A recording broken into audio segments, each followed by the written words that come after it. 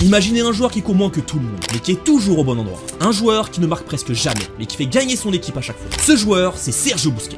Et aujourd'hui, je t'explique pourquoi il est incontestablement le meilleur numéro 6 de l'histoire. Busquets, c'est la plaque tournante d'une équipe, et pas n'importe laquelle, la meilleure de l'histoire. Il était le garant de la sortie de balle, capable d'éliminer un pressing en une touche. Mais surtout, il jouait toujours vers l'avant, en cassant les lignes et en accélérant le jeu. C'est lui qui permettait à Xavi et Iniesta d'avoir le temps et l'espace pour dicter le tempo. Sans lui, ce duo n'existerait pas. Il contrôlait le jeu, imposait son rythme et rendait les autres meilleurs autour de lui. Et son influence ne s'arrête pas là. Un bon milieu défensif, ce n'est pas celui qui tacle tout le temps, c'est celui qui lit le jeu avant tout le monde. Souvent sous-coté dans ce domaine, Busquets était aussi très bon à la récupération. Ce n'était pas le plus rapide, ni le plus puissant, mais il avait un sens de l'anticipation exceptionnel. Il savait quand presser, quand temporiser et quand couper des lignes de passe. Pas besoin d'être rapide et puissant quand tu es toujours au bon endroit avant tout le monde. Et maintenant, allons voir son palmarès. 7 Coupes d'Espagne, 9 Ligas, 3 Ligues des Champions, 1 Euro, 1 Coupe du Monde. Et dans chacune de ses équipes, il était indispensable. Comme Pep Guardiola avait dit, son impact au cours des 15 à 20 dernières années est énorme. Il était le meilleur.